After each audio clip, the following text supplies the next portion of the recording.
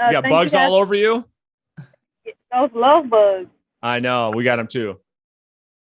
All right. My question is, how do you suggest a new real estate agent uh, get leads? Uh, Hold on. How do you suggest a real estate agent research a niche in their demographics that's lucrative? Yeah. So great question. So I'm going to go through, that's probably I can't say that's one of the most common questions to every single question, because then every question is a common question. So I won't keep saying that. It is a common question that most agents, it's lead generation is probably the hottest topic in our industry. Yeah. So, here's the deal. I'm going to give you a bunch of lead sources, and then it's up to you guys to figure out, well, we can talk through it, but I mean, I'll give you a bunch. Okay, Angela. And I'll give you the ones that I think make the most sense right now. So if you ask me, Brandon, what is the fastest, all right, how can I phrase this? What's the fastest way to get a listing? It's going to be a for sale by owner or an expired listing. Although it's the highest competition, it's the fastest path. Although it has the highest competition. I mean, you have real killers that are going after these lead sources, right? So high competition. Well, then next on the totem pole, for me, I would say the most valuable lead, Angela, right now are absentee owners by far. These leads have the highest likelihood of selling and the lowest amount of competition. It's a nice mixture of that. And so an absentee owner, simply, Angela, for all the new agents on here, are people that have like a second home, or they have one investment property. They bought these houses 10, 15, 20 years ago, and they've rode this market up. Now their houses are worth a lot. Most of them have it paid off. This is the second largest demographic. If all of you go into your MLS tonight and you search all the sold properties in your city for the last 12 months, hit one button in your MLS. Hit non-owner occupied. What you will all find is that 20% of every home sold in your city is an absentee owner. And it's rare, if ever, you find a realtor that's what their niche is. And so absentee owners, again, are people that maybe have a rental property. Like, look at me. My wife and I have been buying rental properties since 2007. We're selling all of them. And I'm not alone. So because of where the market is, right? So people buy high, sell low. So that'd be the second thing. And let me grab Angela. Have you heard of that lead source? Are you working that lead source? Do you know anything about that lead source? No, never heard of it. I'm a new agent, and I actually just had my first showing today. So I'm just getting my feet wet, and I'm trying to figure out, how do I get consistent leads so that I'm always showing homes and, closing deals. Yeah. So I'm going to give you the sources I'm going to give you are sources of business where you can go out there and earn business without having to pull your credit card out. Is that okay? Yes, sir. All right. Because there's only 3 ways to get business. You can go out there and put your credit card out and give it to Zillow and Realtor.com, and they're going to give you strangers to call who don't know you're calling, and they're going to be upset that you're calling. So you might as well not pay for them and just go get them yourself. You with me? The other thing is, I would tell you, if a brand new agent, you're really trying to build your business, and I don't know where your market is, but I would do, listen closely, like 3 or 4 open houses a week, potentially. So you could get, that's a passive approach, but you still, if you get the right listing, you can get a lot of leads that way. Number 4 is going to be your sphere of influence. And the way that this is going to happen is, in the beginning, you probably don't have the courage to call them because you don't know what to say and you don't know how to give them the value. You're going to do it through content. Every single day, Angela, I want you to do a favor for me. You ready? Yes, sir. You have a phone. You're on it right now. You're looking at me through the phone, I would imagine. Yeah? Mm-hmm. You have an iPhone or Android? Please say iPhone. Oh, I love you. That's so good. All right. So all I want you to do every day is I want you to take a picture of yourself, okay? Or make a short video, and I want you to post a story on Instagram and or Facebook with what you're doing that day as it relates to real estate. I want your people, Angela, that you've grown up with in your market to see you every single day doing something with real estate. So you burn in their brain that Angela Charles is now the realtor, And I want everybody to thinking about you all day, every single day. So put it in your calendar, snap a quick photo, do a quick video. Hey guys, I'm going to show a property downtown. When I get there, I'll show you a quick peek of the inside. That's it. 5 seconds, right? Or, hey, I just wrote an offer for one of my clients today. There was a multiple offer situation. Here was the strategy I used to get our client's offer accepted. Hey, I'm doing an open house this weekend. Here's the story on the property. Come say hi. Come take a look. Want your feedback. You need the people that love you to see you in action. Don't be in the CIA. You know what that means? Yes, secret. Thank you. Don't be the secret agent. Okay. All right. So let's keep moving forward. So other niches. Okay. So I would really focus on the seniors that we were talking about. We call them downsizers. Okay. These are, I don't know if you were here in the beginning of the call, but these are people, Angela, right in your backyard. Okay. You can go get a list from a company called the Share Group.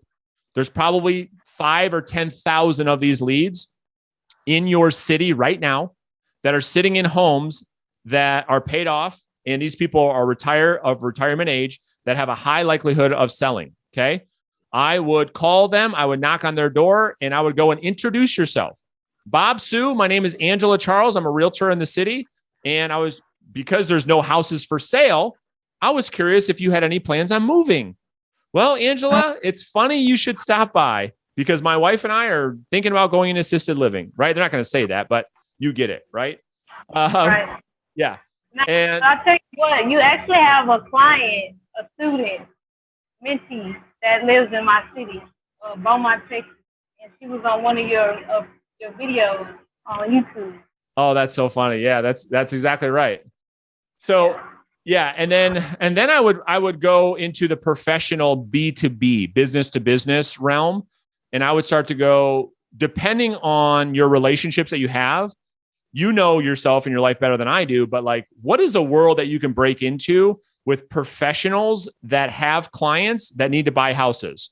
So as an example of that, okay, so divorce attorneys, elder care attorneys, estate planning attorneys, probate attorneys, divorce attorneys, all of these people sit down with people every single day, telling them over the desk, I got to sell a house. I got to sell a house. I got to sell a house. So the argument that I make, Angela, and for everybody on here, most of you are probably in the B2C business. If you could just make it a part of your business to be in the B2B, think about this. Average, I don't know, I'm making this up. Average realtor is going to sell 6, 7, 8 houses, 10 houses a year. If you're a rock star like Lisa Beebe, you're going to sell 25 this year. I don't know what you're going to sell, Lisa, but check this out. If you go get one divorce attorney, the average divorce attorney is doing 8 to 10 divorce cases per month. 80% of them have to sell a house. So you could go spend your time, Angela, building a relationship with one divorce attorney that gives you 4 or 5 listings per month versus going out there, going to individuals. That is what's occurred in my life. So that would be another thing I would focus on. So business professionals, absentee owners, for rent by owners, for sale by owners, expired listings, downsizers. Those are probably the best niches right now to be in. Okay. All right. Let's keep moving forward, Mr. Colden. So we got 15 minutes or so. So let's keep rocking and rolling. I don't know who's next on the list. Randy. Randy's been up next. Here we go. Oh boy. Here we go. I'm just kidding. What's up, Randy? Oh boy. How you doing? Thanks for taking my call. So of course, two quick questions. Number one, your summit coming up in October. What would you say to the newer agents who don't have the income coming in yet to justify the expense, the airplane, the hotel, the food for that?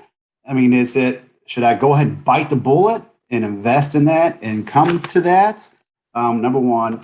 And the second part of the question was with the FSBO 1 and 2.0 script, where you talk about, thanks, Brandon, I'm a local realtor. I'm not sure if now's the right time to speak with you or not, but that part, that sounds real salesy to me. That's what my role play partner does. I'm on your original 1.0 script, which doesn't sound so salesy to me. Mm-hmm. How do you make that your new script here not sound so salesy?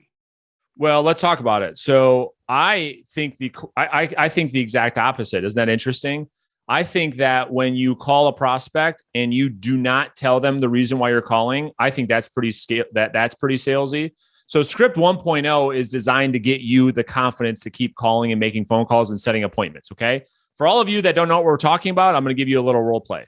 So when you're using script 2.0, let's role play this a little bit. And I want you to tell me, here's some little show for everybody. I just want you to be honest, and I want everyone else's feedback and how you think this is. Okay. So if you guys can all go grab my script book right now, just go to reverseselling.com and download the script book. Colton, you can put a link in there if you want. And so script 1.0 is ring, ring, ring. Say hello. We're role-playing. Hey, looking for Randy?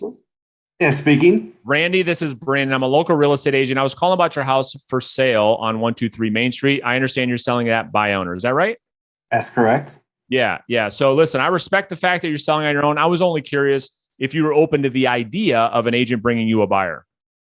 Well, not right now. I think I won't have any problems selling it on my own, but I appreciate you calling. Yeah, I would agree with you 100%. So actually what I was looking to do, there's a couple other houses that just hit the market. I was curious if I might stop by and take a quick peek at yours this week. Are you around Thursday or Friday? I guess I'm around Thursday. Okay, got it. And then I would set the appointment, right? So that's script 1.0.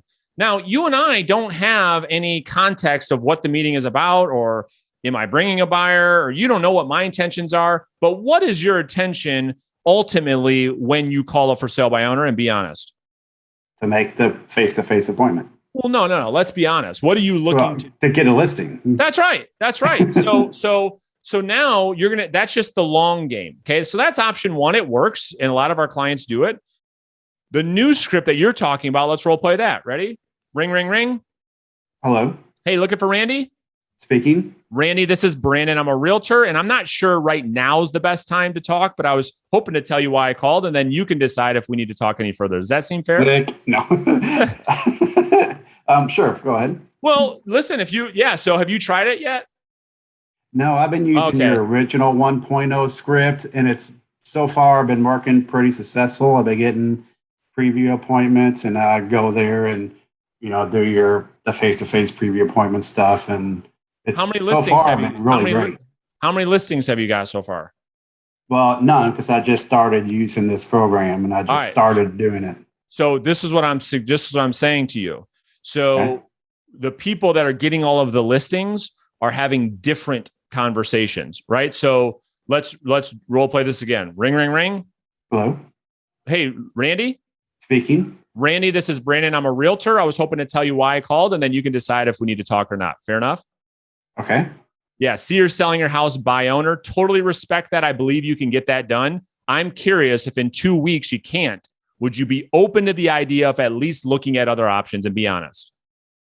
I don't think I'll have any problem selling it here in the next few weeks, but I appreciate you calling. Yeah, I would agree with you 1,000,000%. I'd be shocked if you don't get 10 offers by the weekend. But if some off chance, Randy, that doesn't happen, would you at least entertain the idea of looking at other options? Yeah, I've had a lot of other agents calling me. We'll probably interview some agents if that time does come. Yeah, fair enough. And that's exactly why I was calling, because listen, I don't think we need to agree to anything right now over the phone. What I'd simply like to do is stop by, take a quick look at the house. And when I'm there, I'll go through how my for sale by owner backup plan works, Randy. And then you can decide if that's something you would consider down the road or not. Does that seem reasonable? Okay. I see what you did there. Yeah, that sounds reasonable. Okay. So now I'm going to go down the path and set the appointment under the circumstance that we're talking about a potential opportunity to work together. So it's just different approaches. It's different skill sets. You're on the right track because I've told you before, I want you to stay with 1.0 until you have gone on 20 preview appointments, not just 20. Listen closely. And all 20 meet these requirements. 1, you went through the full home tour. 2, you did the full Zillow ad review. 3, you did the CMA presentation. 4, you did the full value proposition presentation. And 5, you planted the seed to be their backup if they can't sell on their own.